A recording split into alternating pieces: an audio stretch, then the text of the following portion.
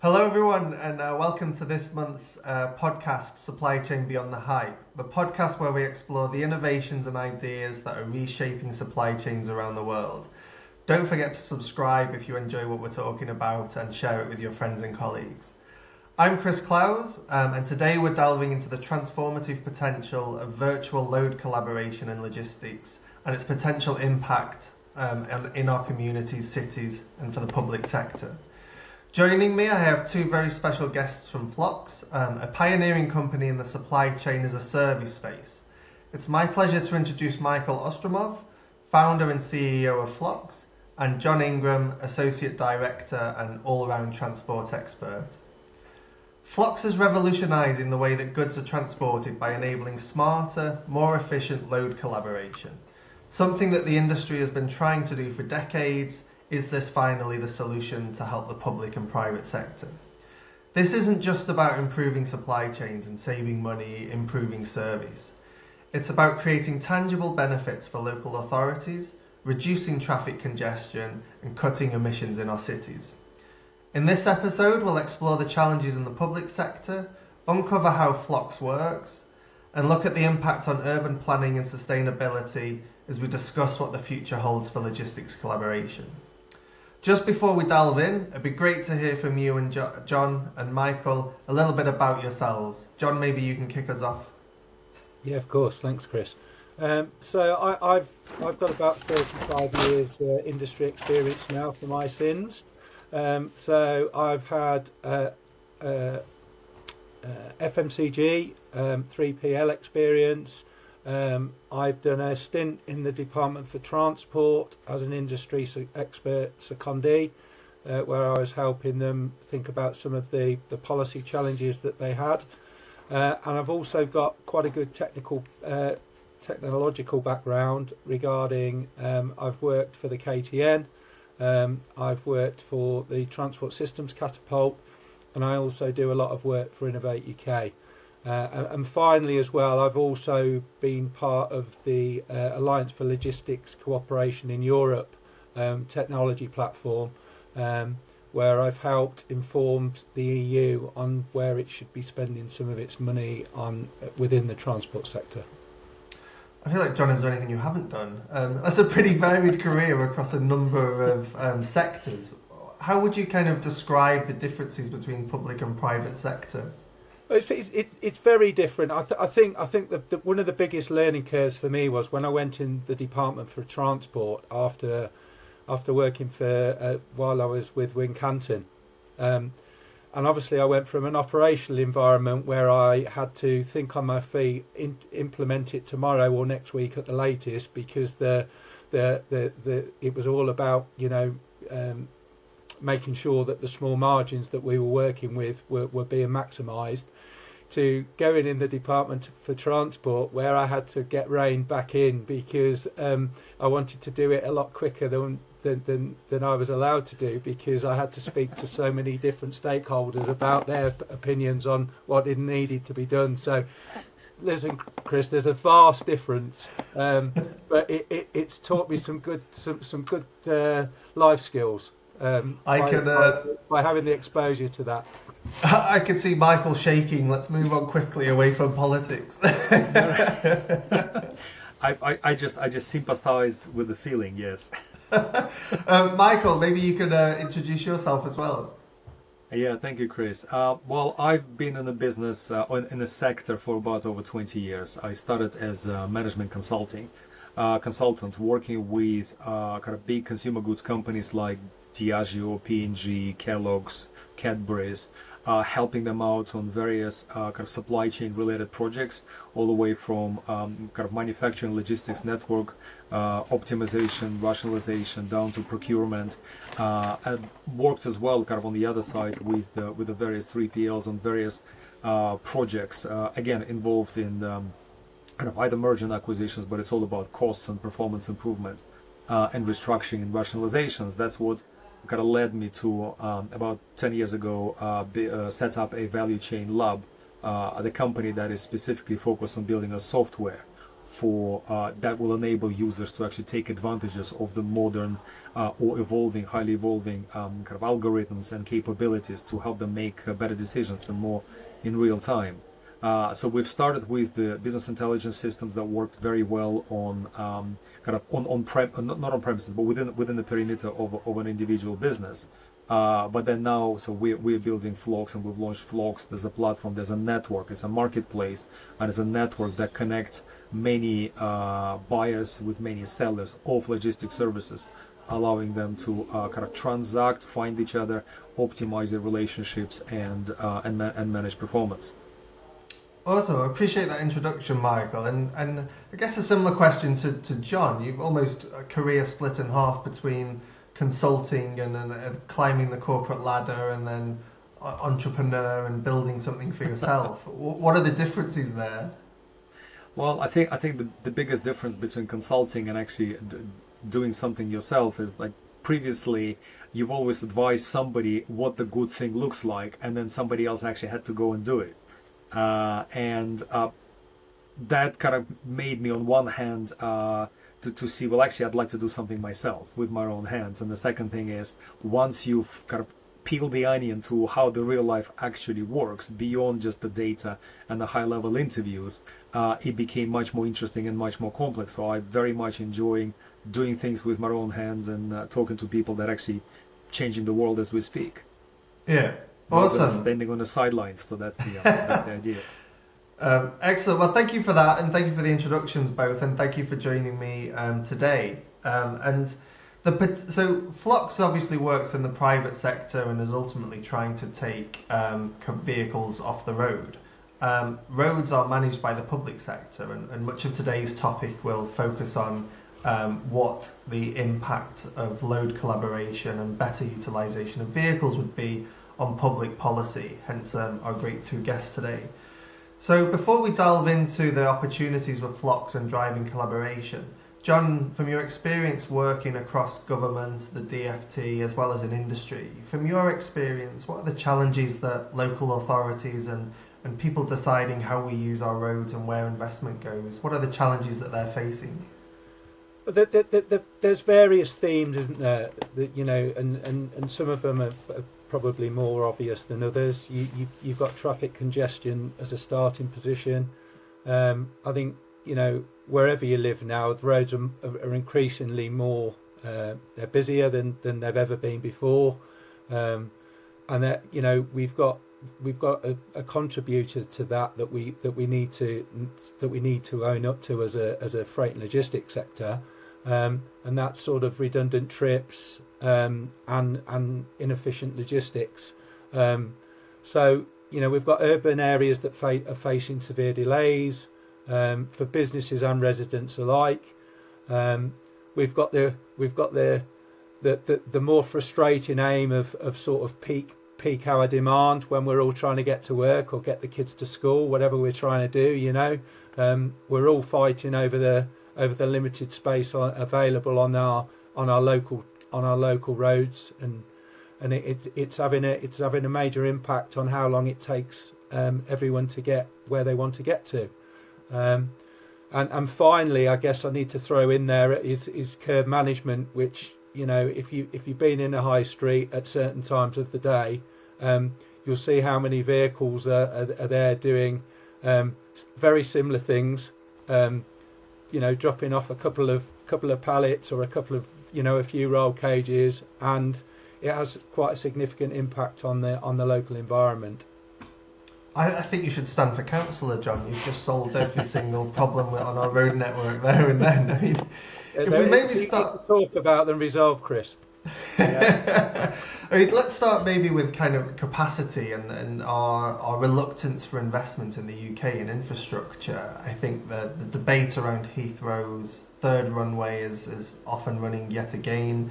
HS2, I think one of the biggest disasters in marketing is that it's not about getting from London to Manchester 20 minutes quicker. It's about freeing up capacity on the West Coast main line for freight and for commuter trains.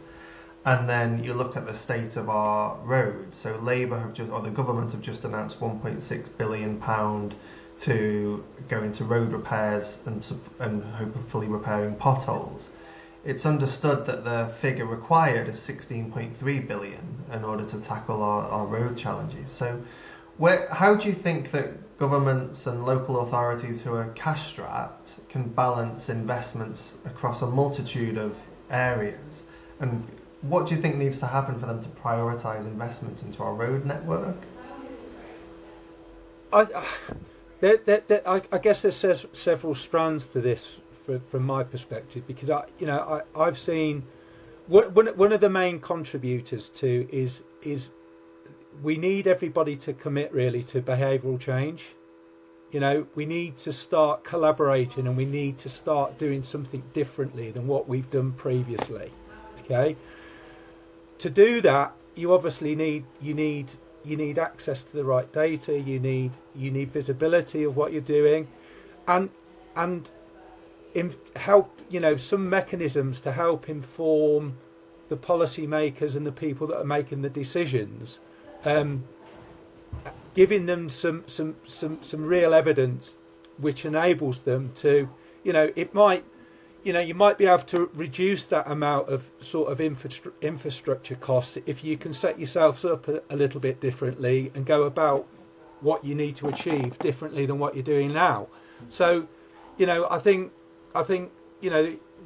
one win isn't gonna sort the world out regarding what needs to be done, but I think there's several, there's those different tasks and those different activities that could be approached differently than what they have been done historically.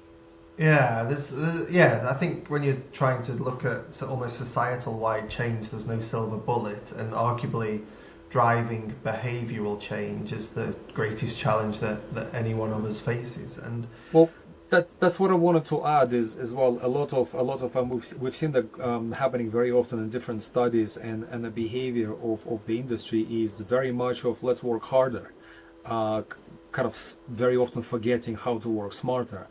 And very many big companies, I don't know, take the high street retailers, I don't know, Tesco's and Sainsbury's and so forth.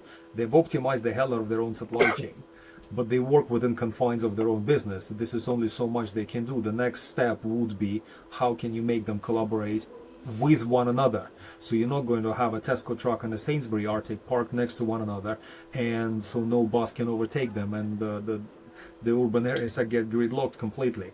But that is a big challenge. I've seen multiple studies. We are also members of Center for Sustainable Road Freight, so there's quite a lot of academic research and industry research is done in this space. And one of the TfL studies has actually talked about collaboration, what they call involuntary collaboration, but the collaboration nonetheless is actually something that's one of the only thing that can materially change the way that the sector works without the need for massive investments into consolidation depots and so forth requires a lot of real estate, land, and obviously money used for that. But the virtual consolidation, that's the approach that we are trying to take, has been proven time and again that it can materially impact the congestion, the environmental footprint, and the cost base. However, it requires change of way people think, way people work, way people kind of work with one another. I like that saying. So many clients, they don't compete inside a truck, they compete on the shelf. So very often they just need to be a bit more open-minded to different ways of working. Yeah, and I think there's evidence when collaboration, when it's forced, can happen. I think the London Olympics were generally considered a huge success, and both construction was centralised in terms of delivery points and then ongoing support of the locations. Airports work that way. For security reasons, product is centralised, delivered in, and then spread out across the terminals. So it can work, and I think there's a case study in France between 4 major manufacturers where they managed to get something going, but unfortunately they're few and far between. And I think that it's incumbent on, as you said, John, earlier, it's how do we actually drive behavioural change and make people work differently. And I think is the UK, or are our challenges, are we too parochial when looking at this? So there was a recent article in Motor Transport from Reading County Council that they were blaming Oxford County Council for creating rat runs where trucks were then running through Reading city centre. Now, Reading and Oxford County Councils are responsible for their B and some of their A roads. Highways England is responsible for motorways and major trunk roads. Can we drive collaboration when we don't have a single road transport policy across the entirety of a relatively small island? Well, yes. I feel like putting the weight of the world on your shoulders, John. Yeah, well, listen. You're beginning to sweat. I know you make me feel. Listen, there is a real, there are some solutions, and FLOX is a solution, and a system like FLOX does enable local authorities, okay, to make, to make a difference by facilitating, coordinating, working with the sector to help drive the volume through this type of platform, which will enable businesses to be more efficient. Okay, it'll help them to be moving around more rather than sat in traffic. Okay, which has got to be a positive for the for the truck company or the the operator. It's going to help the local authority reduce its emissions. It's going to it's going to help with both sides of the fence regarding resource inefficiencies. Increasing costs, carbon reduction targets. You name it. You could put a plus for both sides of the fence here, for industry and for the local authority, to say if we could collaborate better and more effectively than what we've done before, we're both going to get a lot of benefit out of it. And for me as well, it's like, you've got a lot of combined authorities cropping up now. Okay, so you've got, close to where I live, you've got the West Midlands. Okay, so you've got Coventry, Birmingham, Dudley, Wolverhampton, etc., Sandwell. You've got all those local authorities now, which are under a combined authority. Okay, so let me take an example. I think what is seen is seen very positively by the public is the idea of freight consolidation centres. Okay, if I use that as an example. Okay, so freight consolidation centres. Okay, they could be costly if you had to take them on yourself, if you had to all the CapEx expenditure and everything else. Okay, but a system like FLOX means that you potentially don't have to have all that CapEx cost. It could be a consolidation. It could be a distribution centre that's already there, that's underutilised. Okay, and it would give a combined authority, for example, the opportunity to collaborate and work together and strategically put the consolidation centres in the right place, in the right parts of the city. Okay, so that they could all work together to reduce congestion, help the industry profitability. It's you can see my passion for this, but it's not difficult. But we need people to stop really worrying about their commercial disadvantage that they might have for collaborating. You don't have to give away the stuff that you don't want to give away or make it available for others to use. But everyone's got loss-making routes. They've got things that they have to do that they probably don't want to do. They know what's going on in their own in their vertical supply chain, but they don't know what's available in the horizontal supply chain. So, a system like FLOX can open all that up for people. So, it's. Hopefully I've answered your question without going into too much detail. I was hoping to trend eventually on supply chain podcasts. I'm not sure if that has a list on Spotify, but I think I might be competing with Radio 4 here. Well, that's brilliant, John, and thank you. And it'll be a good Well, opportunity, I think, to I, I, introduce I wanted Michael. to I wanted to add, Chris, is as one of the points is actually to what John was saying is that there's not many let's say council or authorities recognize that there's not only the stick approach, there's not only restriction that they can play with or limitations or penalties or demands and so forth. There is actually quite the other side of economic benefits, so the commercial impact, and there's a perception of potential loss of either competitive advantage or revenue or margin for someone is actually not the case. It's more of a fear than the reality, and the collaboration, the virtual collaboration, as we were talking before, is actually potentially is the way that can kind of smooth and incentivize that process much more effectively without the need to pay off for the massive returns on investments on huge freight consolidation centers that will just drain quite a lot of resources, require payback that could undermine the whole setup. I think the industry, and again, there's lots of studies, and I think we've all seen ourselves. You look on the back of a truck that unloads something to a corner shop on the high street, it's 90% empty. It's 80% empty. There's so much air being kind of hauled about, and there's definitely a way to make a greater use of capacity that's already out there. Yeah, absolutely. And so it'd be great to hear a little bit about how FLOX are solving these challenges and how the technology works. But just before we jump into that, John mentioned a point about electric trucks, and there's obviously an awful lot of focus at the moment on autonomous vehicles and electric trucks. And my question is often, are we trying to solve the right problem with electric vehicles and electric trucks? Because an electric truck or an autonomous truck in a traffic jam is still in a traffic jam. So we just don't have the capacity there's not enough road capacity to move the amount of vehicles that we're looking to move at the moment. So at the moment, the technology is focused on reducing emissions by making the vehicle itself more environmentally friendly. Surely we need to be focused on taking vehicles off the road.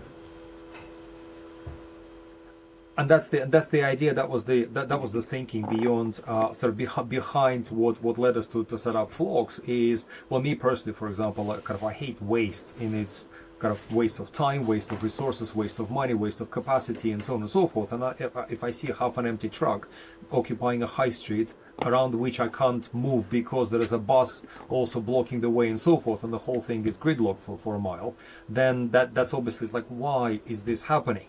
And what can be done about it? And with evolution of modern technology, and that's what's kind of underpinning the FLOX platform. So FLOX fundamentally is a marketplace, is a two-sided marketplace. So we have, on one hand, we have buyers of logistics services, people that need to move stuff from somewhere A to B. And on the other hand, you have logistics service providers that advertise their capacity and provide availability of their, whether it's a warehousing space or the transport space. And then the FLOX algorithms actually matches the two, the demand, the loads with the supply in the most effective way. So to your point, Chris, earlier, that how can we remove the unproductive trucks from the road? If 1,000 loads can be moved by 900 trucks in the traditional way, but with the networking algorithm that looks at everything and can cut it down to 750, we still have all of the deliveries, we still have all the stuff reaching the customers within the required constraints, yet we have 120 less trucks, fewer trucks. It's savings cost, it's helping the environment, it's helping the congestion. But that's what I meant when I said working smarter rather than working harder. The challenge there was, and it still is the beauty of the mathematical algorithms that allow processing these huge amounts of data, which no planner been able to process within the confines of what they're looking at. They're looking at their own network. I mean, even the groupage service for 3PL, they can only look at the loads that were given to them. So the other 3PL's groupage is looking at a completely different set of loads. With FLOX, we are a software business. We are not a logistics service provider. So we're not competing with any one of them. We're enabling the best possible matches and a transaction facilitation, and that's the way that we are aiming to actually break that barrier from the physical planning point of view, which will allow to increase the utilization that we're talking about. Yeah, and John, you might have had this experience as well. It's been a while since I was in a traffic office doing the planning, but I remember I'd get all my orders in by 6 p.m., upload them into Paragon, tidy it up a bit, the geo fences that had gone or geocoding that had gone wrong, click a button, and then I'd go and make a coffee, and that was for 400 deliveries, 7 depots, 30 vehicles. If you extrapolate that out into, let's just say, just 100 supply chains, how has technology and maths and algorithms moved on from 15 years ago when I was doing this to enable FLOX to look across multiple supply chains? Keep this relatively straightforward so that I can understand it. Well, I'm glad you've asked Michael that question, not me. Well, I'll try to say something simple. So what's I mean, with the traditional approach, the way that the Paragon and many others are kind of on premises or sort of the software packages that are using, it's the complexity of the problem grows exponentially. So if you said that if you have, I don't know, 7 depots and 30 vehicles to plan and 400 orders, if you double that, you actually, it's in the power of X, the complexity and the number of permutation that works. So your time from a coffee break will stretch into an hour. It stretch into a couple of hours. And I mean, we've seen in academic worlds, it goes into like you need to overnight, and God forbid you made a mistake. Then you no longer have the time to replan it. Exactly, it's compounding. Yes, so the complexity grows exponentially. So the only way that you can approach that, and that's the beauty of modern kind of the setup and modern algorithms, you actually have a library of different things, and with the benefits of AI, you can actually optimize. The system can recognize which algorithm or which approach is going to work better. I'm not going to throw the terminology of that methodology versus that methodology, but there's quite a lot of I don't know. One of them is called a genetic optimization. The other one is simulated annealing. So there's lots of things that you can play with. But the point is, the system churns out. It's first of all with the very advanced algorithms, and there's been quite a lot of progress in that space. And the second thing is, so with the help of AI and the cloud-based setup, you actually have a peak processing capacity that can be scaled up and scaled down depending on your need. If it's just a noon and you have only, I don't know, 1,000 orders and 700 trucks to plan, it's much simpler. You can churn it in a couple of minutes. But then some of them gets booked, so they get off the from the pool that needs to be planned, and then some new orders come in. But we still could be talking within minutes. So you no longer need to have hours, whilst you have essentially the improvement is being happening in front of your eyes. So you can make the booking whenever you want, but you know that the system looks at the whole of the network holistically. So it optimizes for everybody at the same time, not at the expense of individual bits. Yeah, and the title of this entire newsletter and podcast is Supply Chain Beyond the Hype. There is so much money that has gone into logistics tech over the last couple of years, the post-COVID boom. We're all still running logistics and supply chains on spreadsheets apparently, and there's people that are going to bring that silver bullet that we've talked about before, John, and does it really exist? So have recent advancements in machine learning AI actually helped FLOX bring a product to market that can be used in the real world? It helps. It helps a lot, and it helps in two ways. Is one, it actually helps. So there's a lot of what we've seen, and I'm sure that many of our colleagues out there have noticed that many companies, they work on like a lot of different silos, the operational silos or the data silos. There's lots of erroneous data that is very hard to reconcile just by simple, I don't know, matching like you do in an Excel spreadsheet. There's always something they need to manually adjust and find something that's been hidden or dropped off. So the AI actually helps to make sense from the data that is not 100% clean or perfectly matched. That's one thing. But then the second thing is it actually helps recognizing patterns much better and much more effectively. So the suggested improvement algorithms that then are selected to address a particular problem could be done much more quickly and much more effectively. And this is the advancements of AI. And the modern neural networks and lots of other terms that are used kind of in that space, that helps a lot. So with the traditional kind of definitive algorithm that looks at very specific parameters and does a very, very specific thing, the days of this type of software and approaches are gone, and gone for good. Awesome. Well, I really appreciate you keeping that explanation at a level that I can understand, which is very low. And John, it's great to hear that kind of view of this as a technology, but how, from the conversations you're having with public authorities and various bodies, how do you see this working in the real world? What benefits can it bring? How does it help local authority to deliver on their goals? So it's, I'm just going to cover your technology point that you mentioned. So, it's fantastic. The freight logistics sector, the technology side of things as well. People are doing some great work. Okay, so but from a vehicle perspective, you can replace a diesel. You can replace a diesel truck with an electric vehicle. Okay, that's brilliant. It's going to contribute to obviously reducing emissions. Okay. It's not going to do anything about the congestion, is it? Or the, or how long it takes people to get around. You're still going to have that problem. So, I see this as a real, this type of technology as a real opportunity to help inform and help local authorities incentivize the sector in the right way. So. Let me give you an example. Okay, so let's take the Reading potential to charge everyone for driving a truck in their city. Okay, it's a bit of a stick approach, but they're obviously frustrated, and they need to do something about it. Okay, there's different ways you could, if you've got a system like FLOX, for example.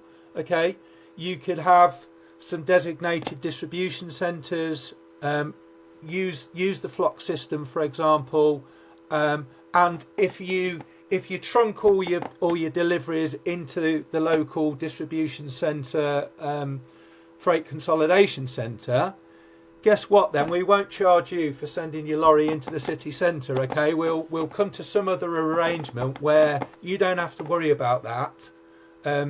We're prepared to work together and offer something where, we don't want trucks, we don't want trucks in our city centre. Okay, so let's look at how we can work differently, where the industry will get something from it, and we will get something from it, because it'll help us reduce congestion, it'll help us reduce emissions, it will allow the public and the businesses that operate in the city to move around and get around a lot more efficiently and quicker than what they would do now.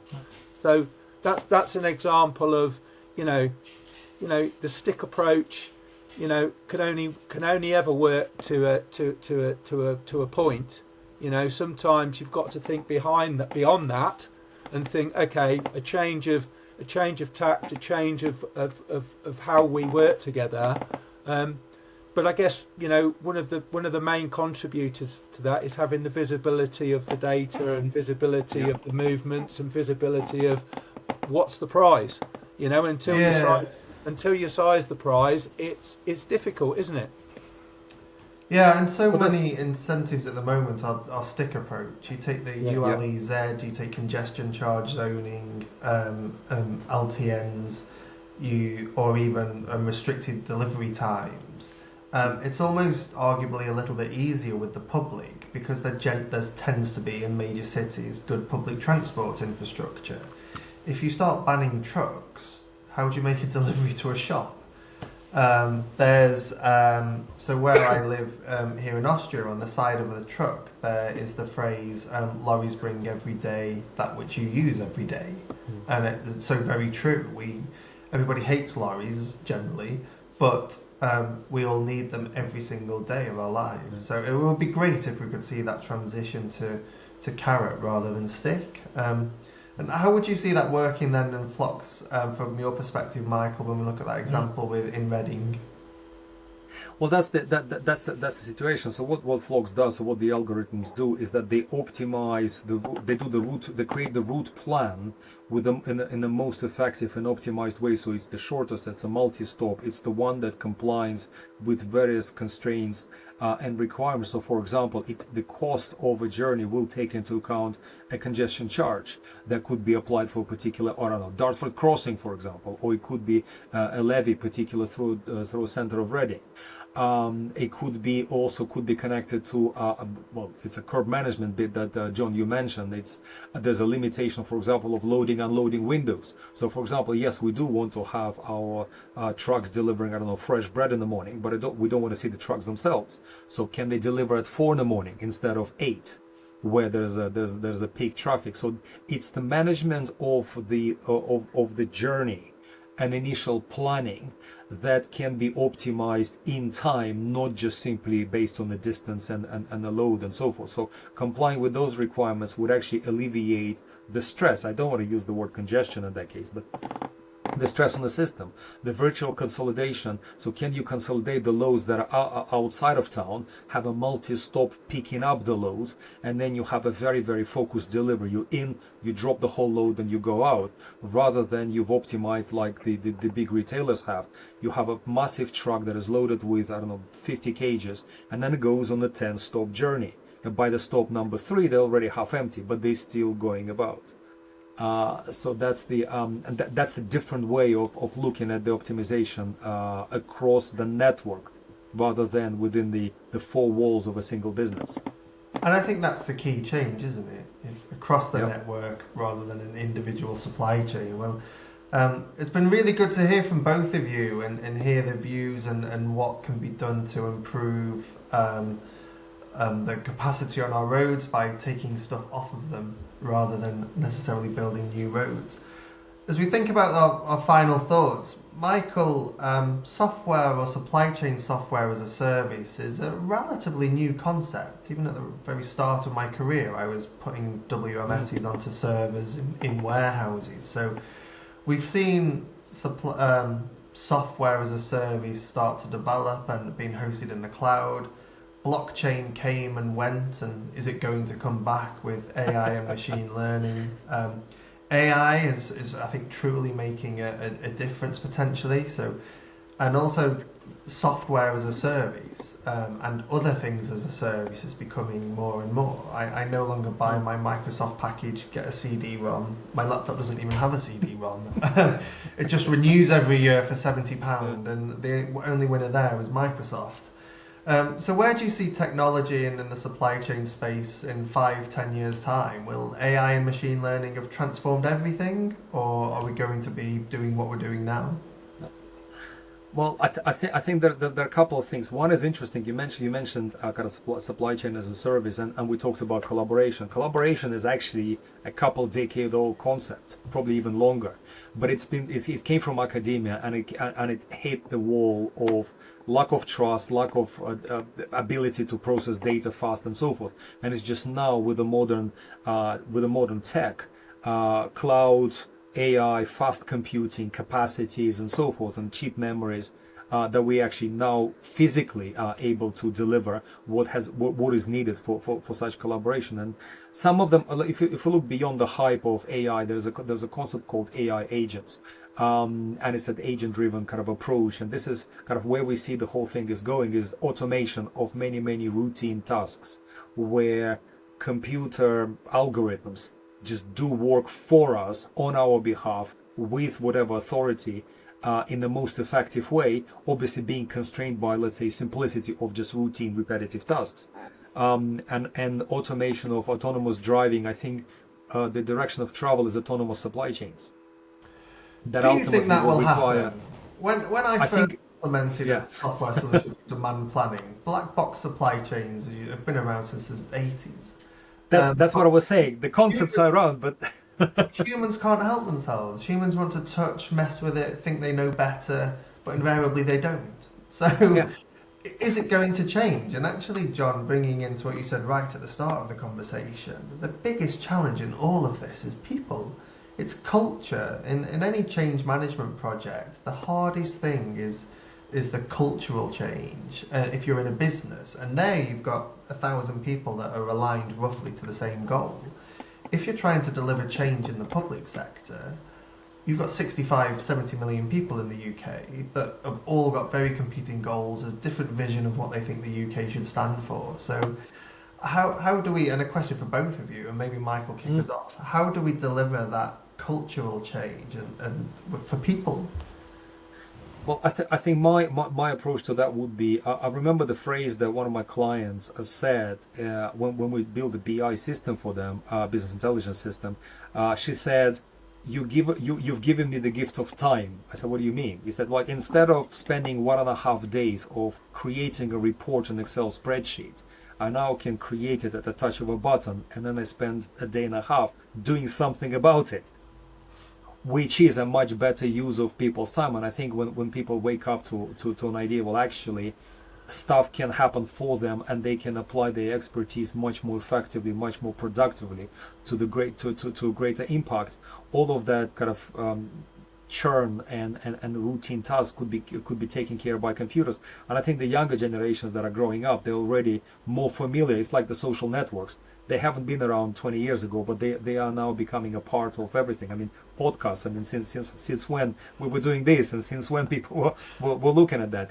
And I think in supply chain, when the younger workforce gonna come in, they are much more open to let computers take a bigger share of heavy lifting. Yeah, my nephew is a little bit older than one, and he is just at the very end of Generation Alpha, and Generation Beta were born at the start of 2025. I'm glad I'm 20 years into my career, but I think every generation has always said that. And maybe John, the final word from you. Yeah, I'll tell you what I'm going to use. I'm going to use a scenario that our European friends how they've approached this, and I'm going to use some of my alliance. I guess you weren't a fan of hard Brexit then. Alliance for Logistics Cooperation in Europe. Okay, so the Europeans seem to be just set up slightly differently than what we do. So they have clusters within their countries. Okay, and I think what they then have is they might have 400 or 500 businesses that are part of a cluster. Okay. So straight away then they've got some sort of commonality around agreeing what they want to do and how they want to go about it.